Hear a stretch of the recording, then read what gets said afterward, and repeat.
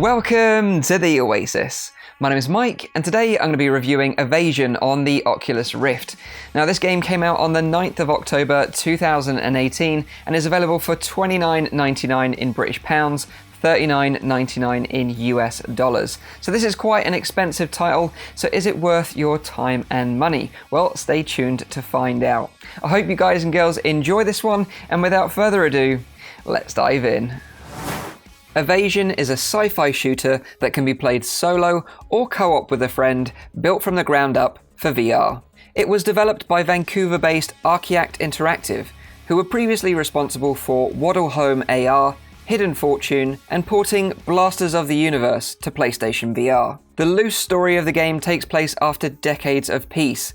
The enemy, the lethal Optera, have laid siege to a vital human mining colony. You're a member of the Vanguard, an elite task force sent to investigate what happened to the colonists and uncover why the Optera would reopen a conflict that previously almost destroyed both races. The game features 9 campaign story missions and 3 survival levels.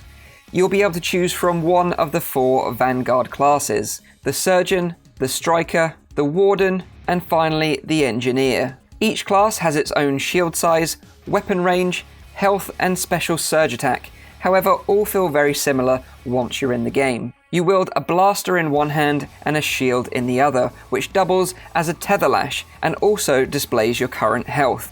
The blaster requires a single trigger pull for each shot. If you pull and hold the trigger, you'll dish out a more powerful secondary fire. When an enemy is low on health, it displays a skull icon above it, giving you the opportunity to use a tether lash attack, which will sometimes reward you with a shield or health power-up. This is a nice risk-reward loop, as you have to drop your shield in order to use the lash, risking incoming fire. When playing as the Warden, the tether lash attack reminded me of the iconic move from Scorpion in Mortal Kombat. Get over here! Each character has a unique surge attack, which when activated will unleash a deadly barrage on the enemy, which is enabled by raising both hands behind your head and pulling the triggers.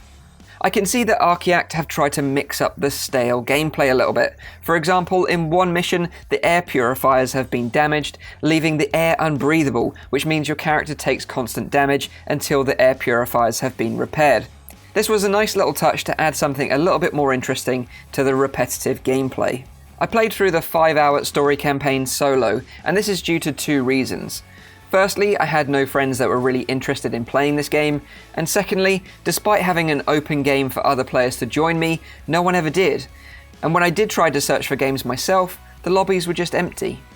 I would imagine playing the game is more fun playing with another. However, with the co-op lobbies being empty the day after release, it doesn't bode well for players like me. I had no problems playing solo until the final boss, who I just couldn't defeat alone.